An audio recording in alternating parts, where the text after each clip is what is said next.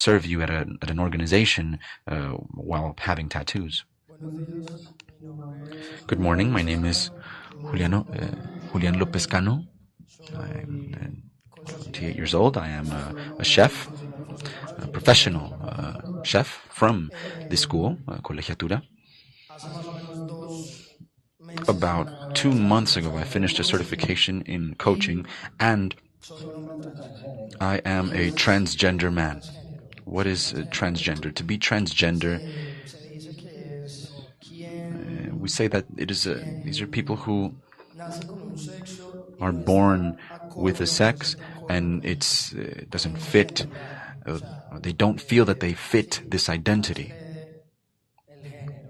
That it is an attack on gender, on their gender. I'm going to get more comfortable. I'm sorry.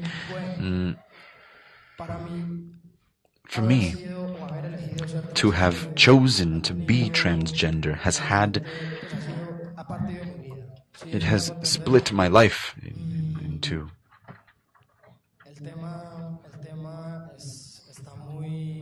This is very valued, the stereotypes and these categories that we're given, the tattoos, gender, and our choices, our personal choices. All of this generates certain stereotypes and things that they lead to expectations. As a transgender, see, I'm sorry, I'm a bit blocked out, and I apologize. I'm scared, but I'm going to tell you who I am, basically. I was born a woman.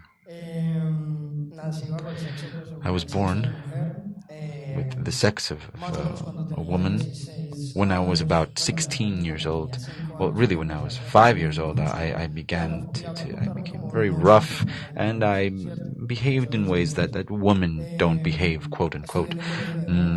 I studied in a Catholic school with nuns, and she was called every other week to meetings because you have a girl who's behaving like a boy, a girl who plays football, and this isn't right. Something is wrong. When I was in 10th grade, I was expelled from school. My mother's always supported me. She's always been with me. She's been a person who I have to thank a lot of the strength that I have to be here today talking to you about who I am. And then, after being expelled from school, fortunately, the law supported me. I was being denied my right to education, and I studied here in Colegiatura. Colegiatura was a marvelous home. This place is a very special one because here we work from the perspective of the being, and the Congress, this Congress is focused on that. More than being a chef and a professor, today I work as a professor and I work in a restaurant in the city as well. So beyond all of those matters, I am a being.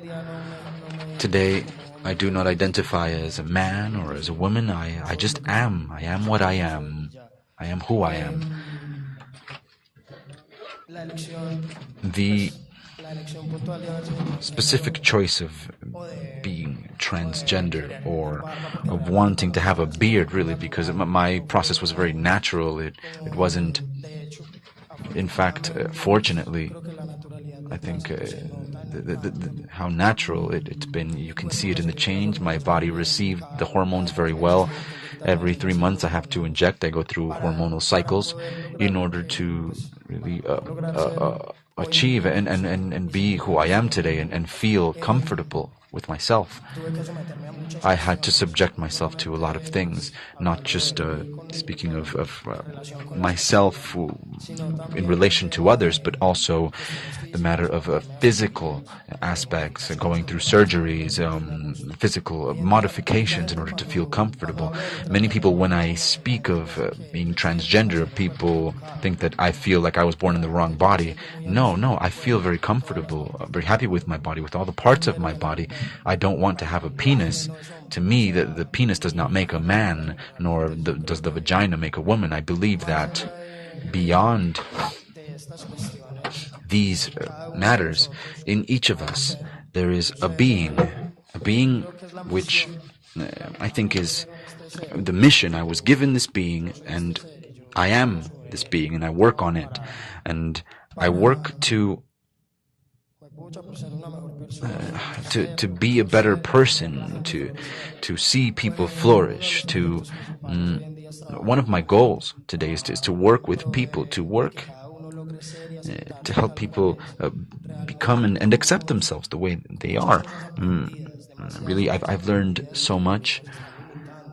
There are too many things limiting us. And that's my invitation today. I'll take advantage of this opportunity, this Congress, for us to look at ourselves with honesty, to have the balls, basically, the valor to say, look, this is my issue. What will I do with this fault? What will I do with myself? How will I work on myself in order to have an impact on other people positively?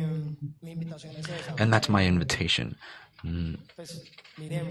Let's look at ourselves. Let's really look at ourselves with compassion, with love. It's difficult to accept ourselves.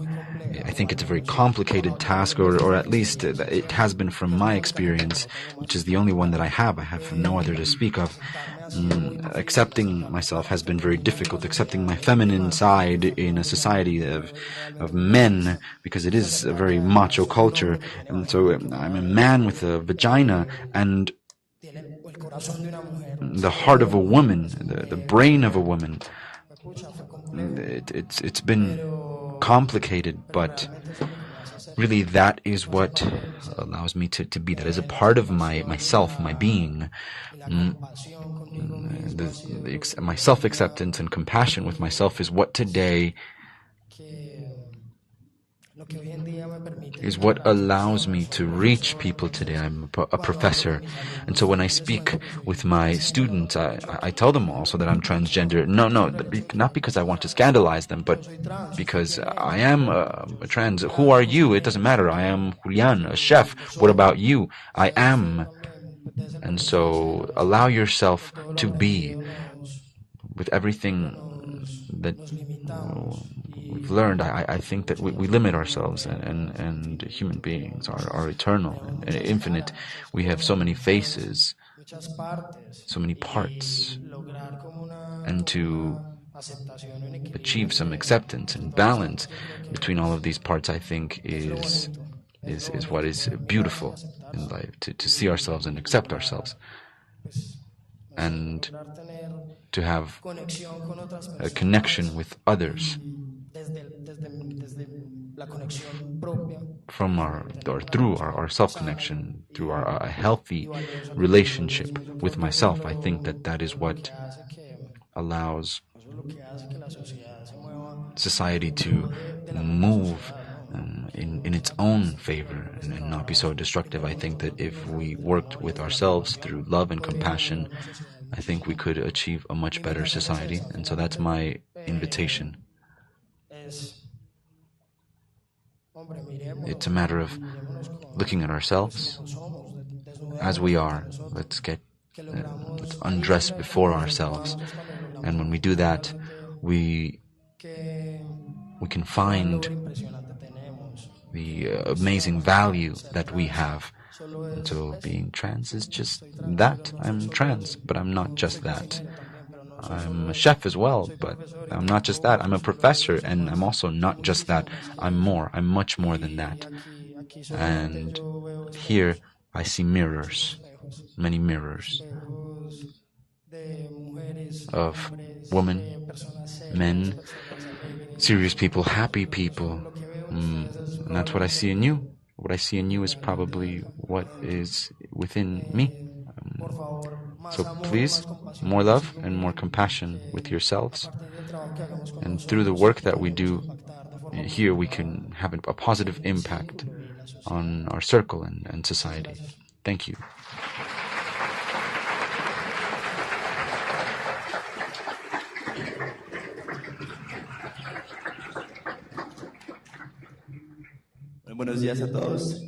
Good morning, everyone. I am Oscar. My friends call me more paisa than paisas.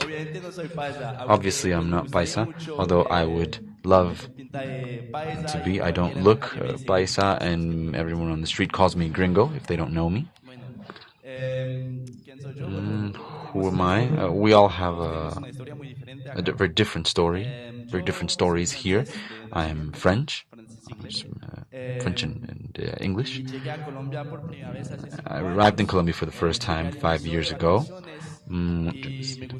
And so I enjoyed this place so much that I canceled my return flight and I decided to stay more time and I started a new career here. I'm still studying. I'm about to graduate. And when I arrived here, I enjoyed this country very much, but I realized that I enjoyed the country more than the Colombians themselves. Colombians always told me, "Why do you want to live here? Why are you here?" Whenever I get on a taxi, they ask me where I'm from, and they ask me, "What are you doing here?" In France, you have the Eiffel Tower, you have Mbappe, and you won the World Cup, right? What are you doing in the third world? And so they refer to it this way themselves. So what have I done in these 5 years? I'm the only foreign student who has stayed so long, and with time other exchange students would hear about me, and they would greet me and ask for help with one thing or another, and it began very informally. I became something of an ambassador for all of the students that came for exchange here in my university. I study in EAFIT, and so I began to take them outside of Poblado, because since the university is there, they never leave that neighborhood. If you're not from here, that's the higher class neighborhood in the city. And so for them, I began to carry out tours and take them to other neighborhoods that are less known, places like Comuna 13, although it is very much a tourist attraction now, but to Moravia and Comuna 8 as well, many places that they don't know, and even Colombians don't know it, because since Colombians have gone through a strong, a violent history, even today they are fearful of discovering their own city. And so with time, I realized that even Colombians would visit us or would come along to these things that we did. And they would say, "Look, I've never been to Comuna 13, and I've always been fearful." And so they feel like foreigners. There's a foreigner guiding them through the city.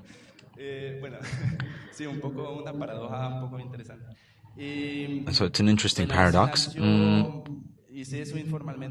So I did that informally for about 2 or 3 years, and another friend from France came who wanted to stay here.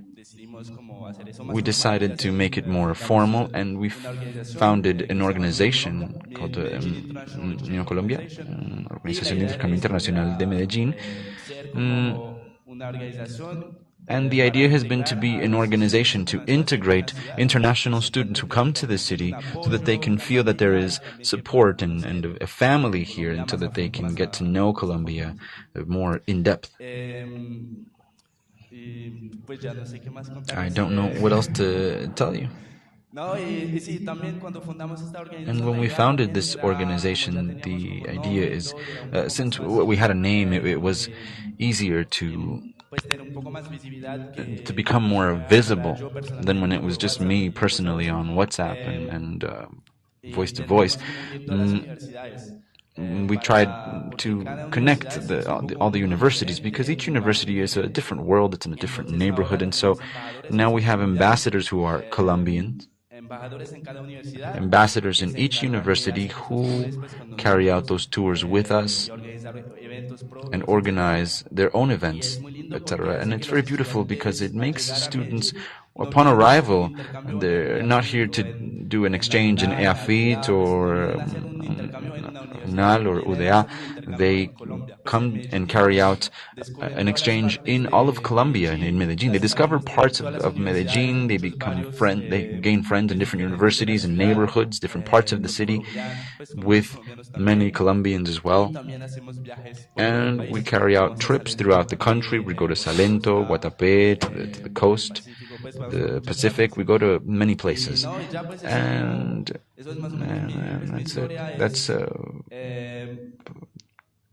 my story. I feel very happy here, and I feel that the people who don't love Colombia are usually not the foreigners, it's the locals. And so that's my reflection that I'd like to give you, that I believe that Colombia has a lot to show the world, and what we need is to recognize this.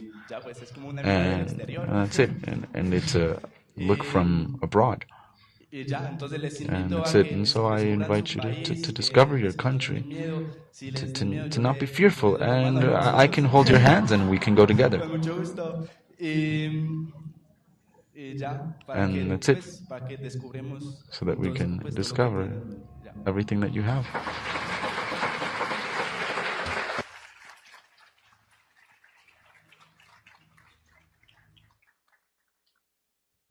Hola, muy buenos días. Mi nombre es Valentina. Good morning, my name is Valentina. I think you'll notice some nervousness in me because there are many of you today. I am a volunteer at the Proyectarte Corporation. This has happened for 3 years. It started in the strangest and most bizarre way. In my opinion, it was a corporation that was arriving to propose workshops, and they arrived jumping, and they carried out activities that I said, no, it wasn't, this was arts. And it confused me, which also filled me with curiosity, and through that curiosity, I arrived there. And so approximately a year ago, I was told that I was chosen as a multiplier, and that's amazing. It was something that changed a lot of things for me, and so my social work began at this point. And people say, and I've heard it a lot, that young people do nothing for society and that they really aren't concerned with it, and I think that's not true. Really, I'm a person, I see myself this way, who cares about social work. I enjoy it. I enjoy transforming lives, and especially in the way that we do it in Proyectarte, which has been a family to me. I spend more time there than at home. Let's breathe. I am a girl, a very extroverted girl. Too much. I love transmitting my energy to people because there's always something that sticks with them. And so wherever I go, I'm going to put Valentina's seal or brand on this, and I try to speak with a smile, which calms the tension in the spaces. I study. I'm in 9th grade. I'm only 14 years old. I'm very interested in social matters. Proyectarte has been the perfect tool to enter society, and I'm very interested in society because they dare to go to places where others would say, I won't go. As Oscar was saying, people are fearful of entering those communities. Places like Versalles, Santa Rita, Ciudad Bosco. And these are places where many people won't go. And this If we notice, the logo for Proyectarte is a spiral, and this is how we work in Proyectarte, from the center outward. They are very concerned about our being, every activity, every subject, everything that's done always has a purpose, which is feeding our being, and it's something that I enjoy. In addition to being places where violence is very complicated, we experience and this is a problem of society.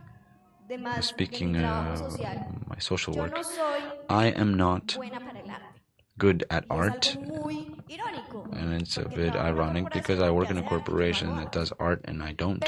But in reality, I do make art in my own way. Do you understand?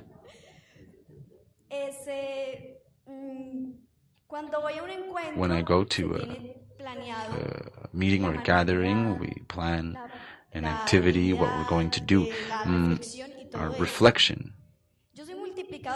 I'm a multiplier, and what do multipliers do?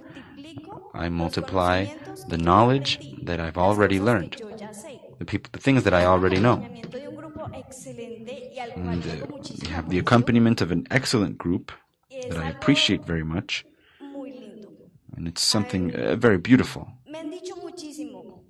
I've been told a lot, why are you so interested in society?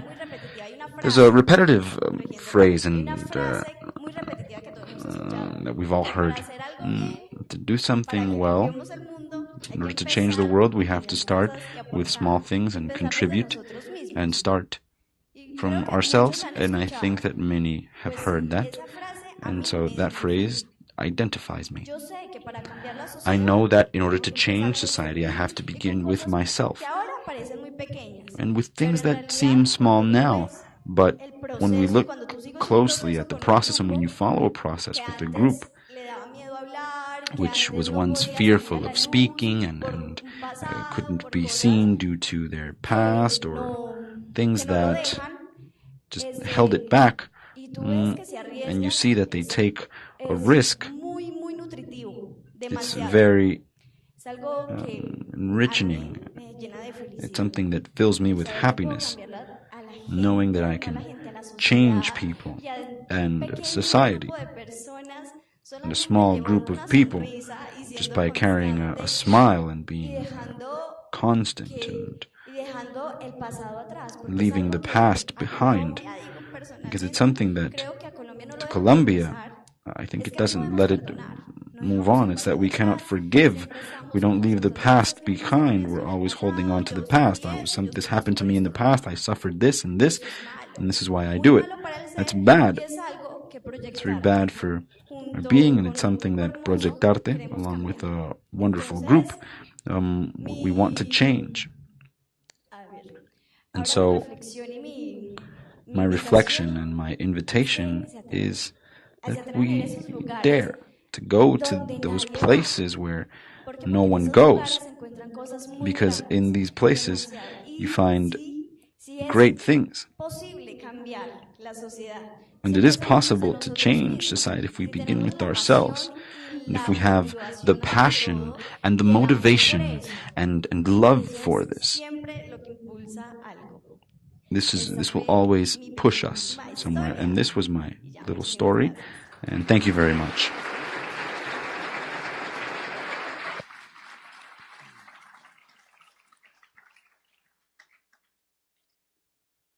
Hola, buenos días. Hello, good morning. My name is Jair Alvarez, and initially I will be standing up, but perhaps I will sit in a moment.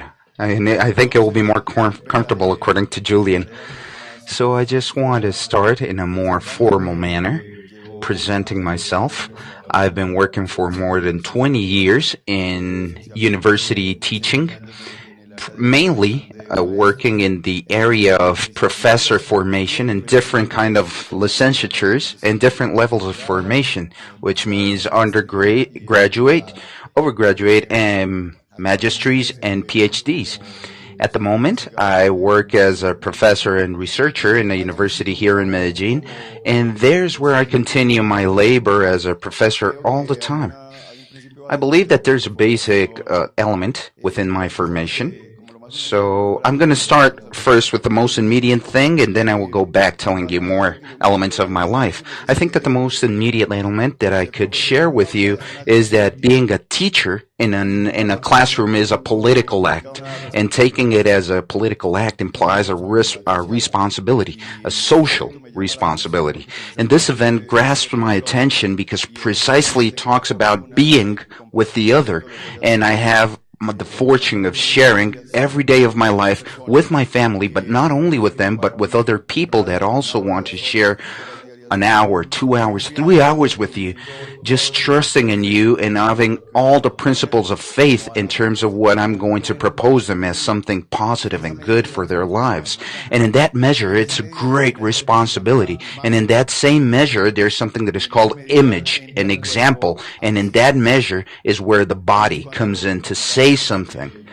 I believe that, as you heard at the beginning, this topic of the prejudices in terms of the corporality. And it's when you call that somebody is full of art in the body, right? Having tattoos, having art in your body until you go to the grave. And in that sense, the first tattoo is always asked of what does it mean for you? And you always fill it up with meanings and everything, right? At the 50th tattoo, you don't know what meaning that tattoo can have. But you will always say something just because of that topic that you think that it's beautiful and it makes part of your aesthetics, or that it could make part of your own aesthetics. So there's also a reflection in the classrooms in that sense, that it's something that you're transmitting towards the students. So what I do there is that I always do some kind of performance. In the first classes, I do not show my arms completely. I'm a bit measured, and slowly I start showing them my body. I'm not being explicit and saying, hey, look at my body. No. But in each encounter, I start showing them with much more, let's say, naturally, that I'm showing them that this is part of my life. And in some sort of way, they have started to share that look. Some of them, some students, do ask me, hey, where would I recommend them to make themselves a tattoo? And of course, I also advise them in that sense. But then you have also another sense behind, and it's what does it really mean to them, that topic, right? Is it something that is just something for the moment? Is something that does have an identity behind this? And what does it really mean for them, right? So that decision of having a tattoo is quite personal. What I asked them also has something to do with something that is a principle of life, and it's taking care of yourself. Trying to occupy yourself of yourself. And before doing these kind of things, ask yourselves, interiorize your things, and make questions to yourself over knowledges of yourself. And not only about a tattoo on the body, but in general with things about life. That principle was taught by one of the many authors that I have read in life, that I do not read for obligation but for passion, with Michel Foucault, when we're talking about the hermeneutics of the being and all this topic of occupying about yourself. And this is a basic element for ethics. And among many things, they showed photographs of the family with a guitar and other elements, because besides of this professional labor that I have, and that's how we get the money for the house, there are other passions, there are other tastes, and within this kind of tastes, I also have the musical part. I have a band that is, of course, we are playing. As a matter of fact, we have a presentation this week in one of the biggest festivals that we have in Medellin. I don't know if I can mention the festival, but it's on Sunday at 12 in the Cultural Center, and I'm just joking. But that's another passion, and that's where I also want to talk about in the last block of my intervention, right? It's very difficult to talk about yourself. I work a lot of narratives with students. I work with narratives when I make communitary works, social works. I make social cartography, and there are many other techniques that allow me to approach to reading social realities. But when it's yourself, when you have to expose yourself and you have to talk about yourself, it becomes a little bit more difficult. So I want to retake what I was talking about, this aesthetical manifestation, or those aesthetic manifestations that my body goes through, because in one way or another, I'm a son of a time where the Constitution was from the 19th century. my school and my primary school was in this 19th century, right? And from 1991, a year later from my graduation, Colombia declared itself as a country. They declared themselves as a freedom of personality. So you can imagine how it is to build a subjectivity that goes through with the 19th century vision, where everything was marked by the Catholic view, or with this primary topic of the values, where even your body is seen from the Catholic view. So in that sense, these earrings that I have on my left side, I've had them since I was in high school. So you can imagine how it was in that time. I had a lot of sanctions. I had a lot of punishment of my parents. When I had the second piercing, my dad started asking, how many do you have? How many are you going to use? And I said, no, it's just these two. And I have one, and it had a meaning. I have one due to a cousin, and another one due to a friend that I had in school. It had a meaning. And I took this element of resistance to many scenarios in my body, but also in my social work, my professional work. And I do it from there, looking that if, well, this allows me to feel emancipated constantly, it also allows me to open emancipation paths to other subjects that need to be open to other scenarios looking for themselves. So in that sense, I have also been interested in having my research works to not be precisely just the teaching of a knowledge, because you just don't have to teach math in this way. But no, I also want to teach them why we constitute the subjects in this way today, and that's how we form the discourse, like the ways in how the science and discipline go through the classrooms, but also reflecting why are we this and not another thing? Why are we like we are, and why are we not something different?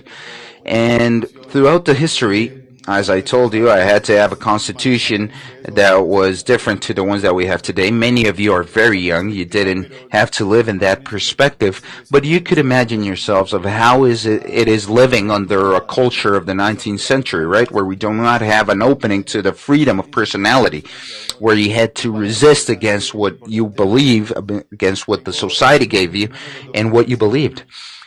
And I have two children, and both of them do not look like me. Some of them are higher. One of them is higher than myself. It has 19 years old, and that's my other face in terms of the corporality. I have a little girl of 4 years, that she is 4 years old, and I believe she will take the guitar as another element for her life. And I believe this is something necessary, because if I have the possibility of saying something in this space, it is saying that there's a challenge with the feminine side in this context, and the being with the other. And every day, she teaches me something about how it is being a woman. I did not know which was my feminine side and how strong it was until I started relating with my daughter in this beautiful relationship. Even if I wanted to be understanding with a feminine side with the society, my child, my daughter, showed me something new to understand how we have this difference and this diversity. So for these 33 seconds that I have left, I would say that I applaud these kind of scenarios, because they allowed precisely the visibility of the other element, of what is different, of what I've had for years trying to visualize and show in my papers, in my articles, in my speeches, in my classrooms. So I really want to thank for this participation, and I really give a thank yous for taking me in account in this panel. At the beginning, you feel a little bit like uncomfortable, because it's like showing yourself like in a circus of the 19th century, but it's a huge opportunity. So thank you very much.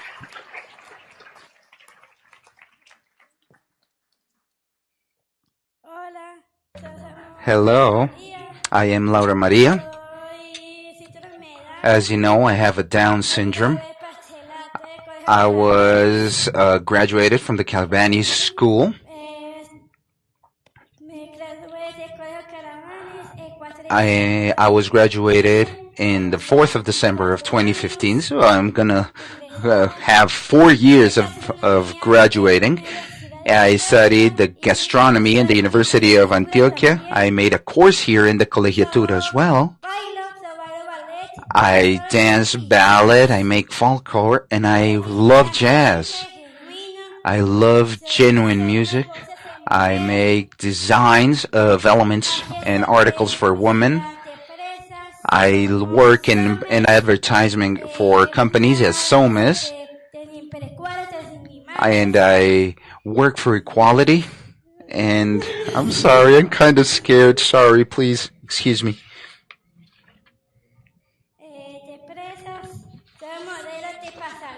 I've been a model as well, and I work with Copia Muda as well.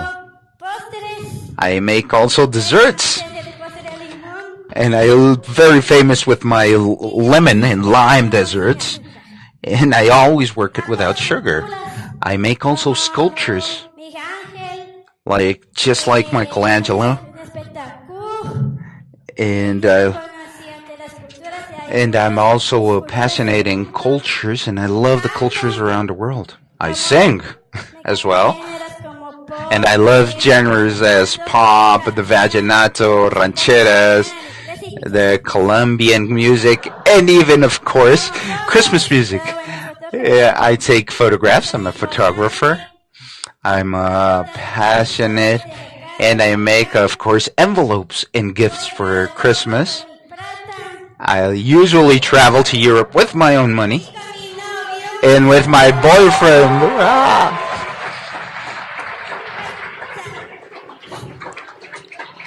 And that's it.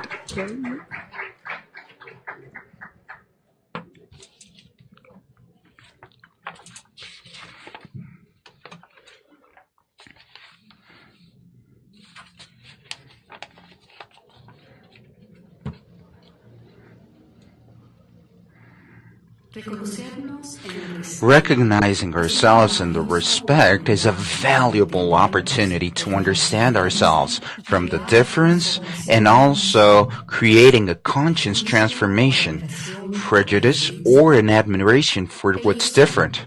They are extraordinary leaders.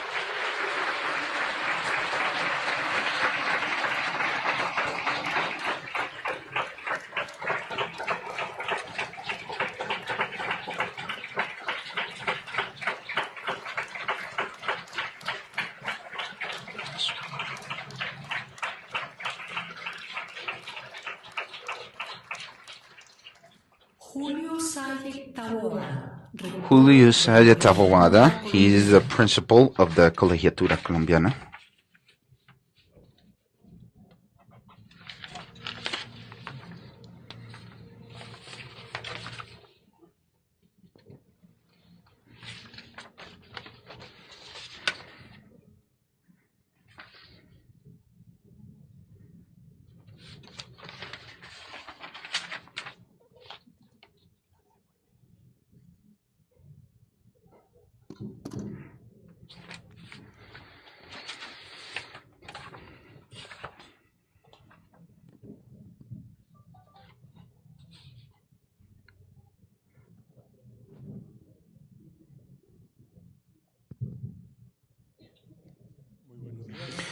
Good morning. On behalf of all human beings that are conform this organization, we send you an immense hug and a warm welcoming. It's been 30 years and around 11,000 days that the Colegiatura, with a clear objective, has dedicated to give something for the conscience, individual, and social transformation. Starting from happiness, creativity, and the essential communication. This is why celebrating those 30 years in the frame of this International Congress of the Other World, with the focused topic of being with the other, is of course focused to look the coherence between our being and our university. In the Colegiatura, we always have as a first thing the individual. It's self-recognition, its transforming power, and the existential power that they have to create a conscious transformation and create that the other world that we all want. That world that we want to get to with this new modality of presentation. In its fourth version of the International Congress, Otro Mundo, or Another World, another look between West and East, is presented as a nomad Congress. A nomad, or in a Congress that goes to each corner of the world, trying to reach those 7,700 million inhabitants. Now, let's understand that being with the other. From our institutional thoughts, first we have the individual. That conception of human being and the origin being that tells us that each one of us, without any distinction, is an illimitated potential that is manifested as a creativity, bravery, intelligence, kindness, peace, love, and many other qualities that perhaps we can recognize in ourselves and the others. This is why, if we accepted the undeniable fact that the life made us unique, and therefore we are all original, if we understood that we have the dignity for the simple fact of being alive and that the life needs us now and here, and that's why we are, of course, in this world. If we recognize the responsibility that we are in this planet to support the evolutionary process of life with our daily acts, and if we admitted ourselves as human beings and the human of origin, we would recognize ourselves as genuinely systemic beings that are interdependent, and that's how we would live, recognizing the other one in interdependency, admiration, dignity, respect, and courage. And perhaps like this, we will be able to recognize the sense of the others in this life. That sense that will allow us to approach to the others, eliminating, of course, all the prejudices and suppositions. There is where we have all the power, my dear extraordinary leaders. You represent for the Colegiatura our inspiration and admiration.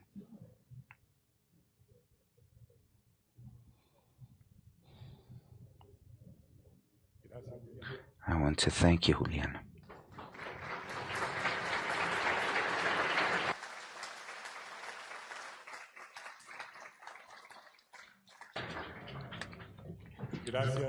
Thank you, Jair. Thank you, Laura. Thank you, Valentina. And thank you, Oscar. Thank you for giving something to that being for the other. Because with your life experiences and what you have shared today, you have shown us that with the prejudices and suppositions, we always get away from the other. With prejudices, we lose the opportunity of admiring all ourselves. With the differences, with the prejudices, we lose the diversity of life. With the prejudices, we lose the gift of life that is learning from the others. With prejudices, we lose the fact of evolving consciously. And with the prejudices, we can lose the opportunity of living fully and at the fullest. So thank you for being original. Now, let's start with our journey of 2 days between West and East, listening to the experiences, research and experiences of our national and international guests,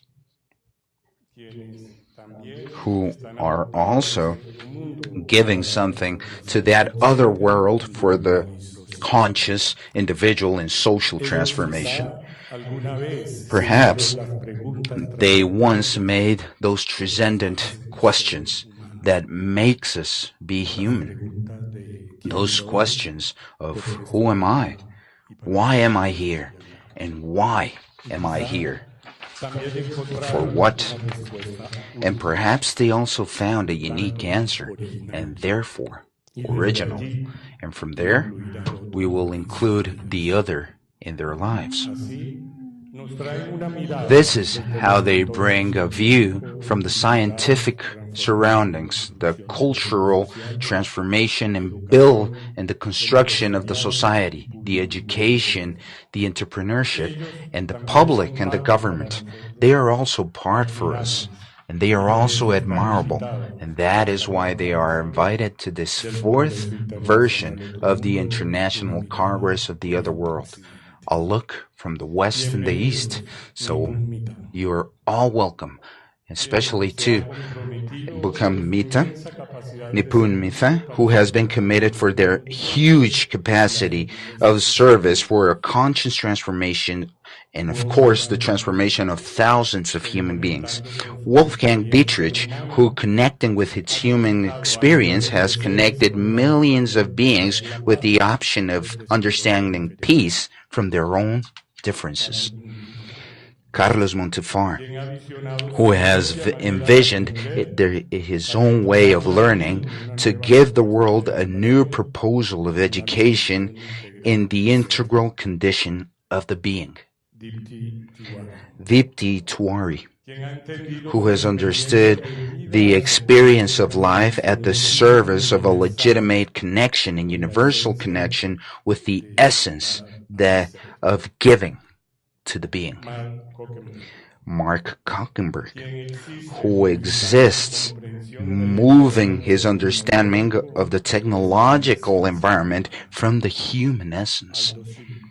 Aldo Civico, who has achieved with himself to go beyond the evident, to be with the other from his own view of the world.